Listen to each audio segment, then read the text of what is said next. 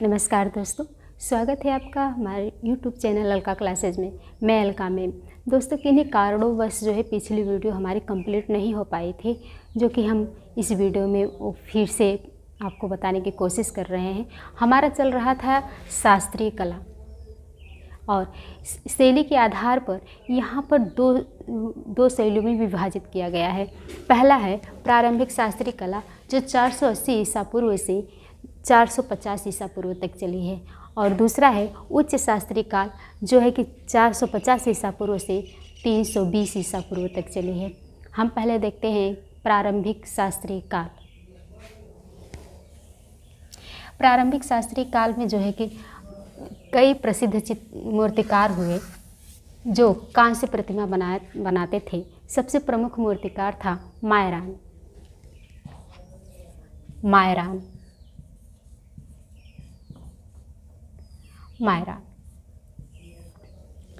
यह कांस्य प्रतिमा बनाता था।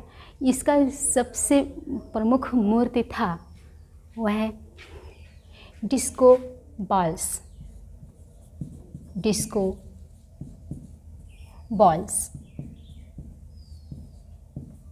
इसी को जो है कि डिस्को थ्रोअर के नाम से भी जानते हैं। डिस्को थ्रोअर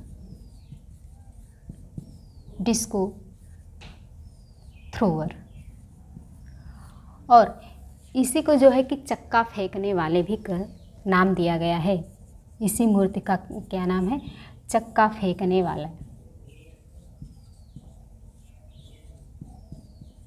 चक्का फेंकने वाला। यह मूर्ति कांस्य प्रतिमा है। कांस्य प्रतिमा, चक्का फेंकने वाला यह कांस्य प्रतिमा है, और इसको म्यूनिख संग्रहालय जर्मनी में सुरक्षित रखा गया है। कहाँ? म्यूनिख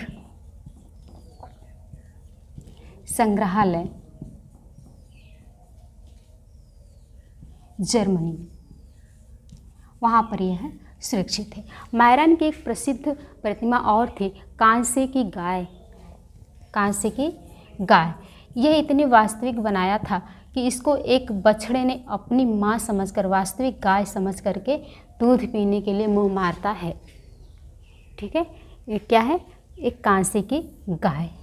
और यह जो है कि एक ही मूर्ति है, उसका जो है कि 3 तरह से नाम दिया है। डिस्को बॉल्स, डिस्को थ्रोअर, यह चक्का फेंकने वाला। यह मायरान की है प्रतिमा, और यह म्यूनिख संग्रहालय जर्मनी में है। अगले मूर्तिकार को देखते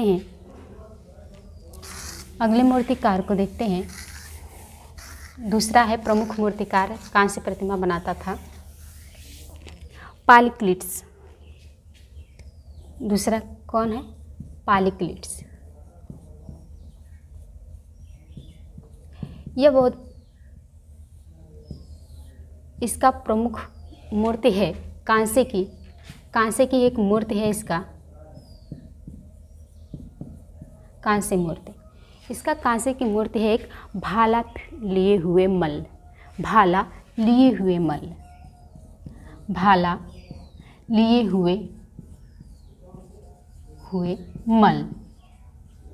इसी मूर्ति को भालाधारी भी नाम दिया गया है, भालाधारी। और इसी को जो है कि डोरोफोरस भी कहते हैं। क्या कहते हैं? डोरोफोरस या स्पीयरमैन।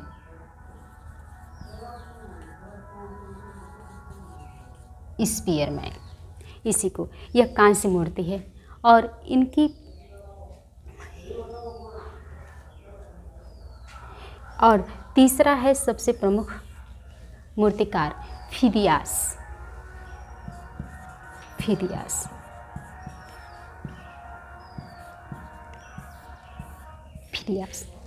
यह मूर्तिकार बहुत ही महत्वपूर्ण है कला की दृष्टि से। इसको देखते हैं आगे हम। फिदियास, यह आकाश के देवता ज्यूस की प्रतिमा बनाया था। ज्यूस कौन थे? एक कांस्य की प्रतिमा बनाया था। आकाश के देवता, यूनान के आकाश के देवता, उनको क्या कहा जाता है? ज्यूस कहा जाता है। उनकी प्रतिमा बनाने वाला फिदियास था। और एथेना एल्निन, एथना लेमनिया, एथना लेमनिया। एथना कौन थी? एथेना यूनान की रक्षक देवी थी। एथेना यूनान की रक्षक देवी थी। इनका भी जो है कि मूर्ति बनाया था फिदियास ने। क्या नाम था? एथेना लेमिनिया। ये दोनों मूर्ति जो है कि फिदियास ने बनाया था। ठीक है, आगे देखते हैं। ये जो फिदियास है यह मुख्यतः एक कांसे की प्रतिमा बनाया है। कांस्य प्रतिमा, यह मुख्यतः कांस्य से मूर्तियां ही बनाता था। कांस्य ही इसका मुख्य धातु था। कांस्य प्रतिमा, यह कांस्य प्रतिमा बनाया करता था। ठीक है, अब आगे देखते हैं।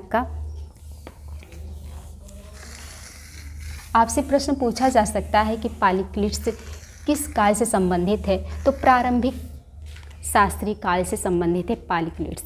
मायरन को पूछ सकता है कि मायरन किस काल से संबंधित है? तो आपको याद होना चाहिए कि प्रारंभिक शास्त्रीय काल से संबंधित है।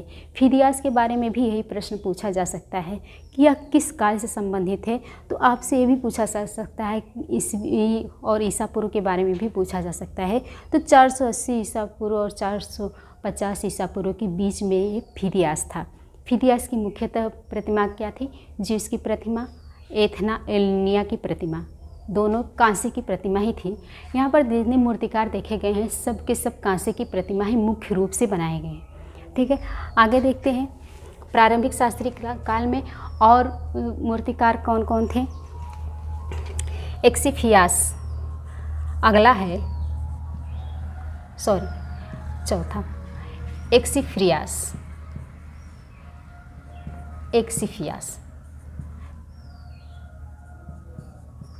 यह मूर्तिकार जो है यह चित्रकार था। एक्सिफियास क्या था? यह चित्रकार था। यह चित्रकारी करता था अंत्येष्टि पात्रों पर। किस पर? अंत्येष्टि पात्रों पर। अंत्येष्टि पात्र पर यह चित्रकारी करता था। अंत्येष्टि पात्र पर। प्रमुख है, इसको भी एग्जाम में पूछा जा सकता है कि प्रारंभिक शास्त्रीय काल का वह कलाकार का नाम बताइए जो कि अंत्येष्टि पात्रों पर चित्रकारी करता था। तो उसका नाम है एक्सिफियास। अगला है यूफ्रेनियस। यह भी प्रारंभिक शास्त्रीय काल का ही है। यूफ्रेनियस एक और चित्रकार है, वह है पेरेसियस। चित्रकारों के नाम याद रखिए, बहुत है इतना जानना। ठीक है, यहाँ पर यूनान में ही सुकरात, प्लेटो, अरस्तु जैसे दार्शनिक हुए हैं। प्लेटो जो है कि सिम्पोजियम नामक इसकी एक रचना है और अरस्तु सौंदर्य शास्त्री था। यह जो है अनुकृति सिद्धांत का प्रतिपादक था। ठीक है, आगे देखिए।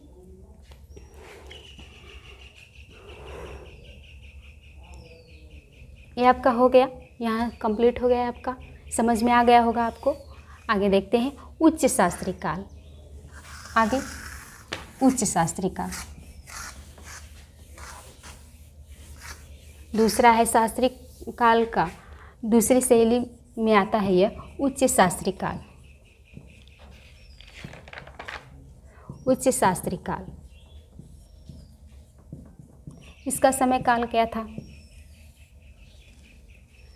450 ईसा पूर्व से 320 ईसा पूर्व तक।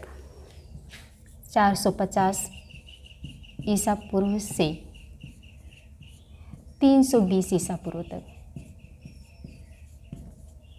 पूर्व तक।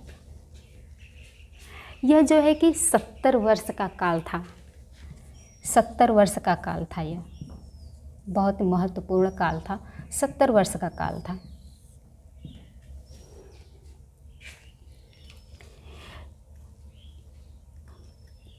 इसमें चौथी शताब्दी में महान कलाकार मूर्तिकार हुए। महान, चौथी शताब्दी याद कीजिएगा, चौथी शताब्दी ही मानेंगे। ठीक है, चौथी शताब्दी में जो है कि यहाँ पर महान मूर्तिकार पैदा हुए थे। देखते हैं कौन कौन थे मूर्तिकारों में? पहला मूर्तिकार है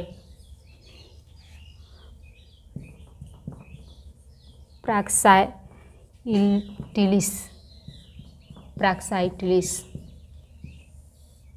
इसने एक मूर्ति बनाई थी संगमरमर की, हर्मिस की मूर्ति बनाई थी संगमरमर की, हर्मिस। हर्मिस ये यूनान के पौराणिक देवता थे। यूनान के हर्मिस कौन थे? यह हर्मिस की संगमरमर की मूर्ति थी, संगमरमर की मूर्ति थी। हर्मिस कौन थे? यह यूनान के पौराणिक कथा के अनुसार यूनान के देवता थे, यूनान के पौराणिक देवता थे, पौराणिक देवता थे।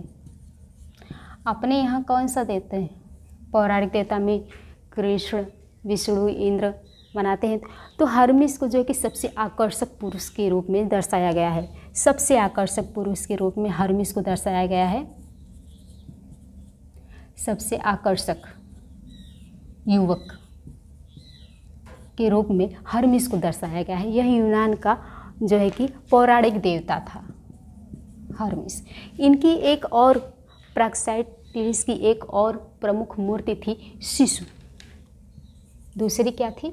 शिशु।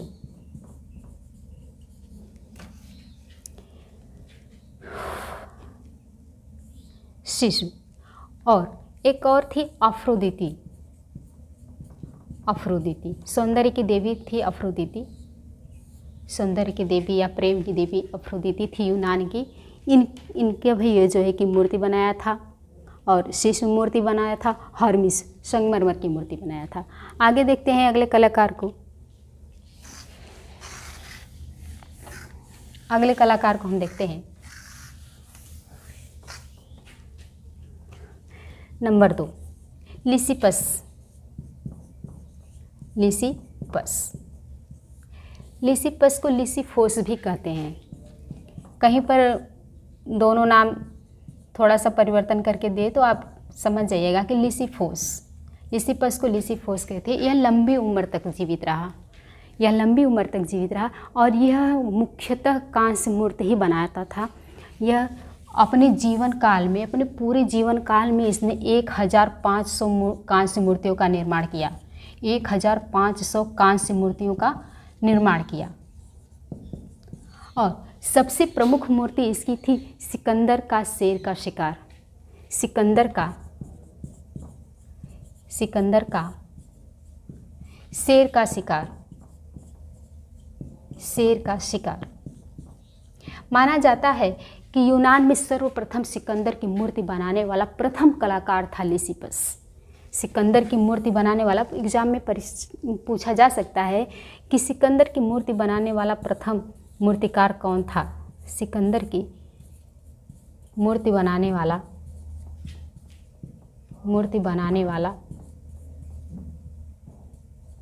प्रथम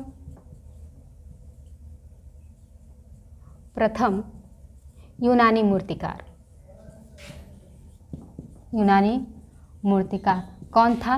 लिसिपस बहुत ही महत्वपूर्ण है, इसको आप याद रखिएगा। अगर आपसे परीक्षा में पूछा जाए कि सिकंदर का चित्र बनाने वाला प्रथम यूनानी कलाकार कौन था, तब सिकंदर का चित्र, देखिए यह मूर्ति है, इसमें यह दोनों चीज़ें हम इसलिए बता रहे हैं कि आप लोग कंफ्यूज मत होइएगा, क्योंकि यह जो मूर्ति से संबंधित है, लिसिपस जो है मूर्तियाँ बनाया करता था, कांसे की मूर्तियाँ बनाया करता था, और सिकंदर की मूर्ति किसकी थी? कांसे की थी। ठीक है, कांसे की मूर्ति थी, कांसे की मूर्ति थी। लेकिन अब चित्र को अगर पूछते कि सिकंदर का चित्र किसने बनाया था, प्रथम यूनानी कलाकार का नाम बताइए, तब क्या बताएंगे? चित्र। सिकंदर का चित्र सर्वप्रथम किसने बनाया था? सिकंदर का चित्र किसने बनाया था? एपिलिस।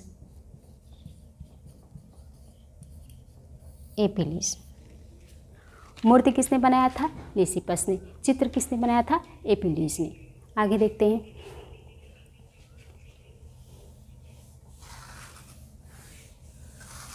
आगे देखते हैं अगले चित्रकार को।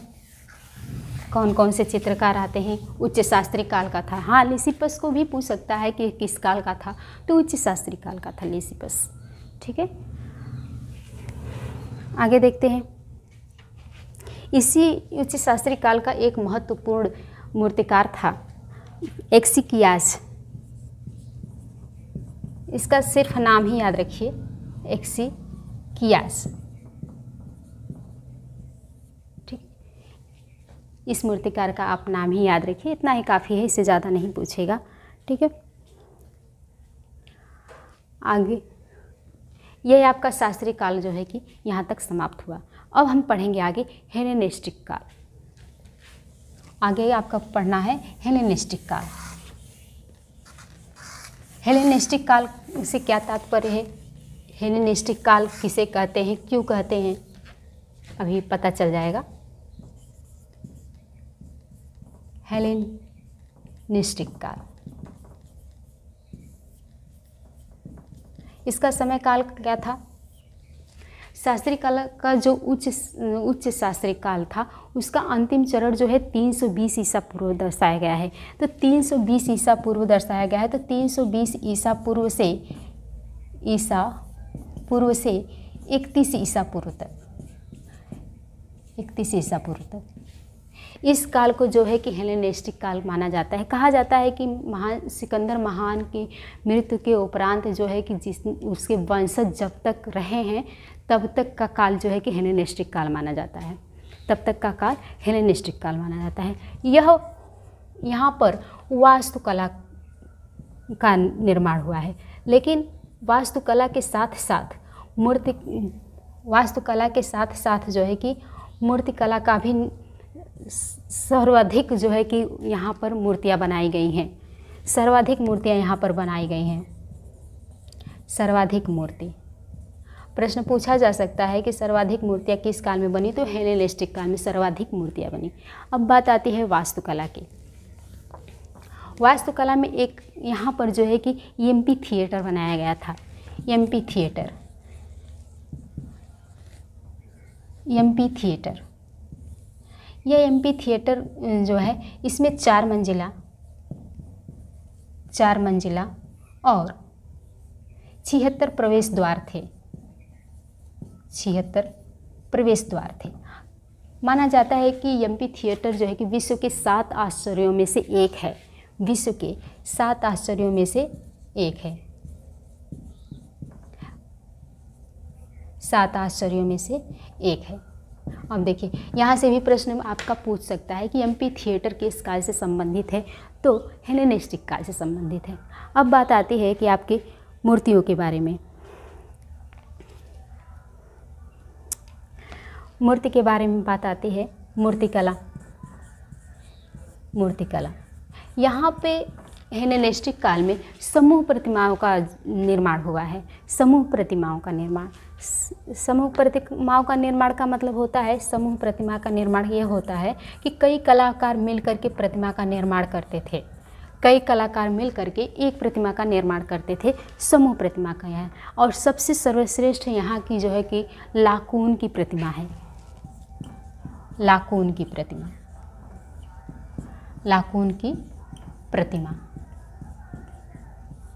यह प्रतिमा जो है संगमरमर से बनी है। संगमरमर से बनी है यह प्रतिमा। इसको 3 कलाकारों ने मिलकर के बनाया है। 3 कलाकारों में, नंबर 1 पोलिडोरस,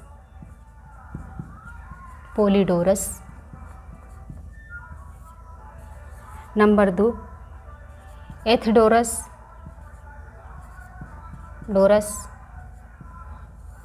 अगला है होगे सेंडर्स।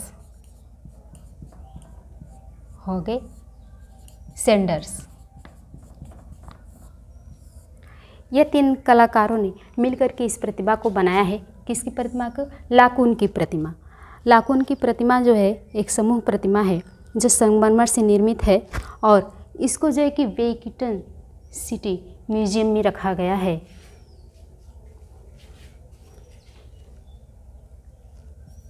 इसको कहाँ रखा गया है? वेटिकन म्यूजियम, इटली में रखा गया है। रखा गया है। यह बहुत ही महत्वपूर्ण है, इसको आप याद रखिएगा।